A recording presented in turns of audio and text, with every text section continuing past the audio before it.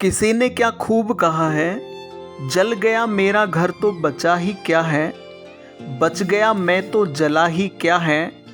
अपनी मेहनत का होता है मुकद्दर अपना, वरना हाथों की लकीरों में रखा ही क्या है। आप सभी का ट्रिक्स वाटिका यूट्यूब चैनल के ऊपर बहुत बहुत स्वागत है।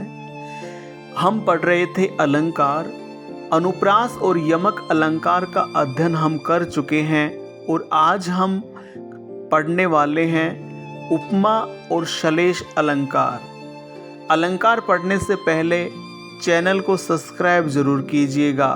तो देर किस बात की, चलिए हम पढ़ते हैं उपमा अलंकार। सबसे पहले उपमा अलंकार की परिभाषा। जब किन्हीं दो वस्तुओं में रूप, रंग, गुण, स्वभाव के कारण समानता या तुलना की जाती है, वहाँ उपमा अलंकार माना जाता है। अर्थात जहाँ पर दो वस्तुओं में, व्यक्तियों में गुणों के आधार पर तुलना की जाती है, वहाँ पर उपमा अलंकार होता है। जिस प्रकार से पहला उदाहरण, पीपर पात सरिस मन डोला। यहाँ पर पीपर का मतलब पीपल, पात का मतलब पत्ते, सरिस का मतलब समान, मन का मतलब मन और डोला का मतलब चंचल होना, स्थिर ना होना। तो यहाँ पर देखिए मन की तुलना की जा रही है। यहाँ पर मन की तुलना पीपल के पत्ते से की गई है कि जिस प्रकार से पीपल का पत्ता स्थायी नहीं रहता, उसी प्रकार से मन है वो भी चंचल होता है, वो भी स्थायी नहीं रहता है।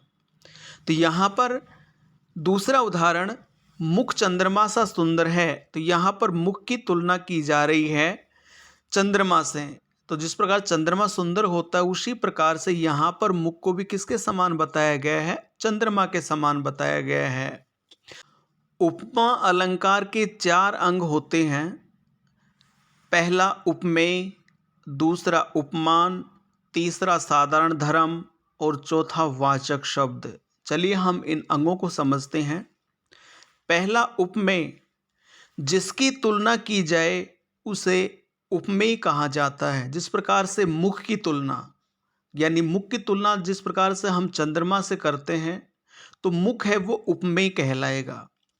दूसरा है उपमान, जिससे तुलना की जाए उसे उपमान कहते हैं, जिस प्रकार से चंद्रमा।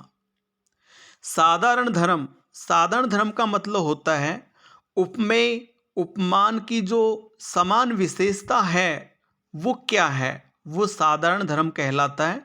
जिस प्रकार से चंद्रमा और मुख दोनों सुंदर हैं, इसी प्रकार से साधारण धर्म जो है वो सुंदर कहलाएगा। इसी प्रकार से चौथा अंग है जिसको वाचक शब्द कहा जाता है।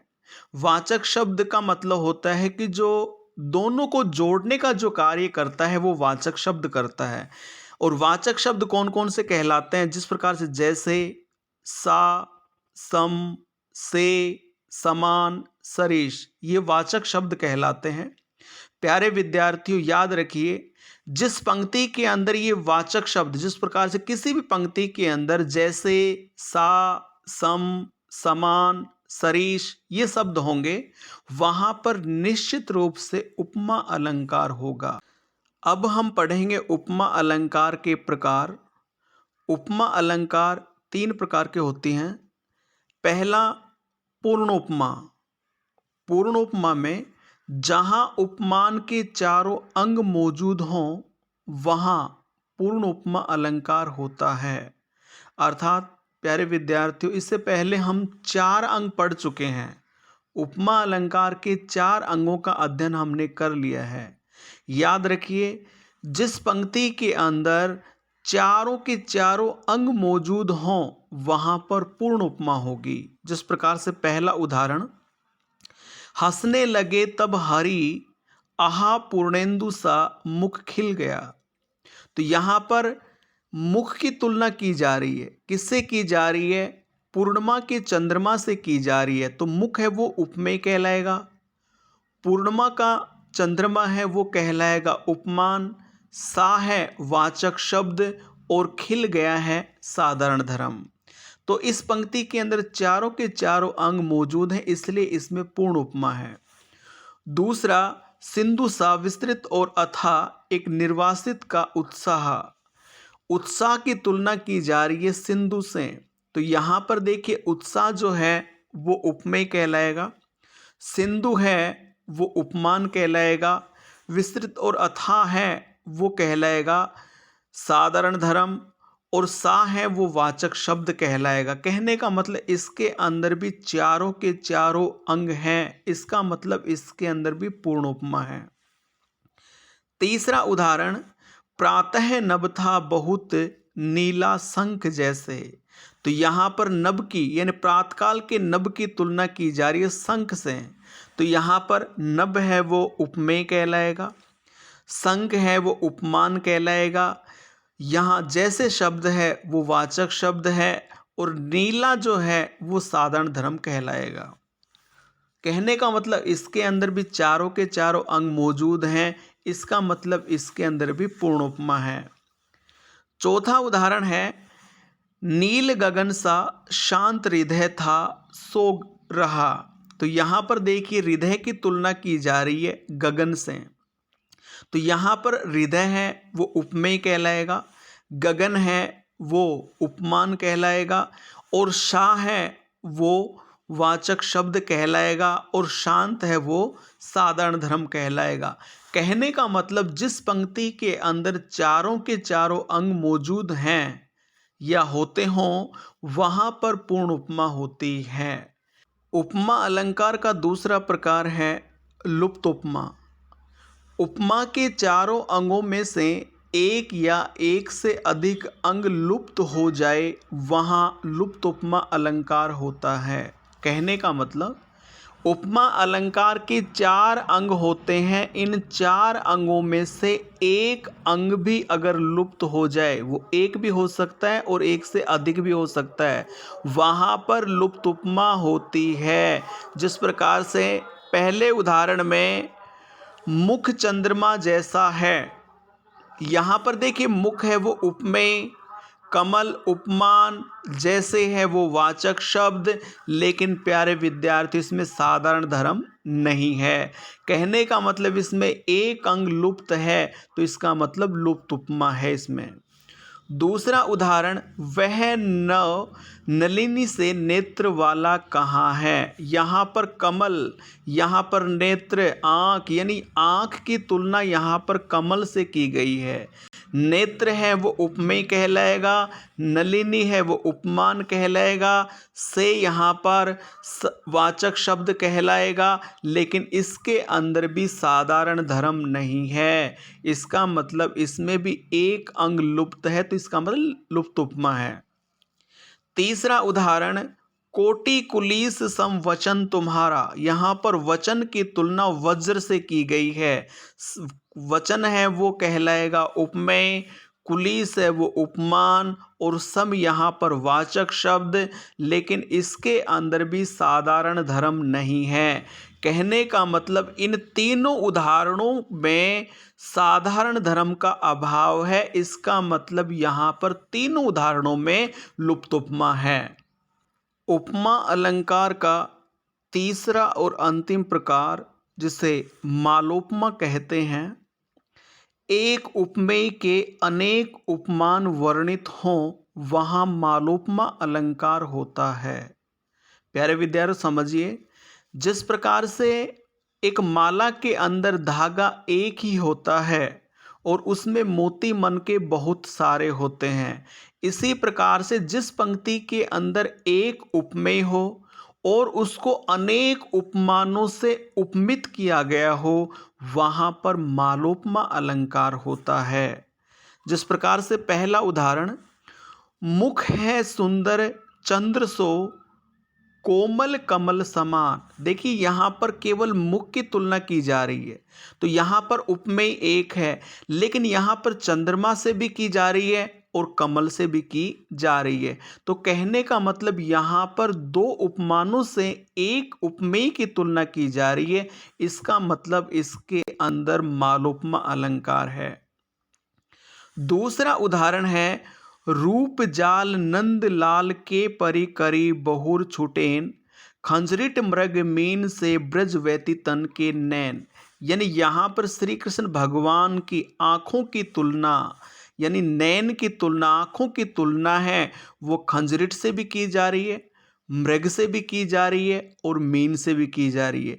यहाँ पर देखिए नैन आँख है जो उपमेय है, लेकिन यहाँ पर खंजरीट, खंजरीट का मतलब पक्षी, मृग हिरण और मीन का मतलब मछली, यानी यहाँ पर आँख की तुलना पक्षी से भी की जा रही है, मृग से भी की जा रही है अर्थात हिरण से भी की जा रही है और मछली से भी की जा रही है। कहने का मतलब जहाँ पर एक उपमेय को उपमित करने के लिए बहुत सारे उपमान होते हैं, वहाँ पर मालोपमा अलंकार होता है। अब हम पढ़ते हैं श्लेष अलंकार। जब किसी रचना में एक शब्द के माध्यम से अनेक शब्दों की अभिव्यंजना की जाती हो, वहाँ श्लेष अलंकार होता है।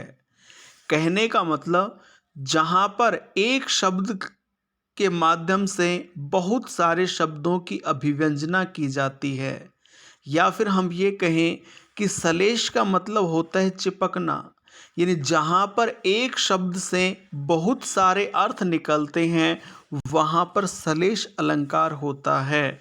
जिस प्रकार से पहला उदाहरण, बलिहारी नरपकूप की गुण बिन बूंद न देई, यहाँ पर गुण शब्द है, इसके दो अर्थ निकल रहे हैं। यहाँ पर राजा के साथ में गुण से गुण, लेकिन यहाँ पर कुएं की अगर हम बात करें तो यहाँ पर रस्सी, तो गुण शब्द एक है लेकिन इस गुण शब्द से दो अर्थ निकल रहे हैं, राजा के साथ में अलग निकल रहा है और कुएं के साथ में अलग निकल रहा है। राजा के साथ में गुण से गुण निकल रहा है और कुएं के साथ में रस्सी। इसी प्रकार से दूसरा उदाहरण, नर की अरु नल नीर की गति एके करी जोय, जैतो नीचो होए चले तैतो ऊंचो होए। यहाँ पर नीर जो है, यहाँ पर नल से पानी का अर्थ निकल रहा है और मनुष्य के लिए यहाँ पर मान सम्मान का अर्थ निकल रहा है। तो कहने का मतलब यहाँ पर एक ही शब्द है नीर, लेकिन इससे अर्थ अलग अलग निकल रहे हैं। तो कहने का मतलब जहाँ पर एक शब्द के माध्यम से अनेक शब्दों की अभिव्यंजना की जाती हो, या फिर हम ये कहें कि जहाँ पर एक शब्द से बहुत सारे अर्थ निकलते हों, वहाँ पर होता है श्लेष अलंकार। अब हम इनके प्रकारों का अध्ययन करते हैं। श्लेष अलंकार का पहला प्रकार है अभंग श्लेष, जहाँ रचना में वर्णित शब्दों का विच्छेद किए बिना ही अनेक अर्थ की अभिव्यंजना की जाती हो, वहाँ अभंग श्लेष अलंकार होता है। कहने का मतलब जहाँ पर शब्दों को खंडित किए बिना ही अनेक शब्दों की अभिव्यंजना होती या फिर अनेक अर्थों की अभिव्यंजना होती हो, वहाँ पर अभंग श्लेष अलंकार होता है। जिस प्रकार से उदाहरण, रहीमन पानी राखिए बिन पानी सब सून, पानी गए न उबरे मोती मानस चून। लेकिन यहाँ पर देखिए पानी शब्द है वो एक ही है, यहाँ पर मोती के साथ में अलग निकल रहा है, मानस के साथ में अलग निकल रहा है और चून के साथ में अलग निकल रहा है। यहाँ पर मोती, मोती के साथ में यहाँ पर चमक, मानस के साथ में यहाँ पर मान सम्मान इज्जत और चून के साथ में यहाँ पर पानी निकल रहा है। तो कहने का मतलब जहाँ पर एक शब्द से काफ़ी शब्दों की अभिव्यंजना होती हो, उससे खूब सारे अर्थ निकलते हों, वहाँ पर होता है अभंग श्लेष अलंकार। बिना खंडित किए हुए शब्दों से अनेक अर्थ निकलते हों, वहाँ पर अभंग श्लेष अलंकार होता है। श्लेष अलंकार का दूसरा प्रकार है सैभंग श्लेष।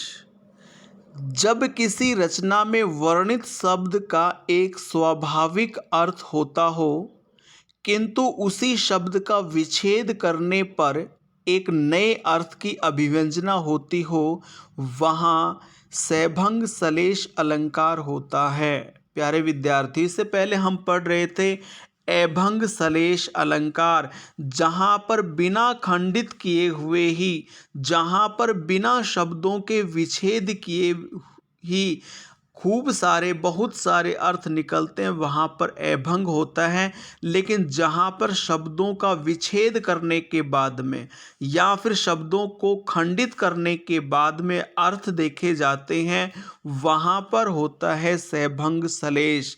जिस प्रकार से उदाहरण के अंदर चीर जीवो जोरी जुरे क्यों न सने गंभीर को घटी ए वृष भानुजा वे हलदर के वीर। यहाँ पर वृष भानुजा है, इसके खूब सारे अर्थ निकल रहे हैं। वैसे वृष भानुजा का मतलब राधा है, लेकिन अगर हम इन दोनों को अलग अलग भागों में बांट देते हैं, अलग अलग इसका विच्छेद अगर हम कर देते हैं, तो वृषभ और अनुजा, वृषभ का मतलब होता है बैल और अनुजा का मतलब होता है बहिन। अर्थात यहाँ पर फिर निकल रहा है इसका अर्थ बैल और फिर बहन। और फिर अगर हम अर्थ देखें तो बैल की बहन अर्थात गाय।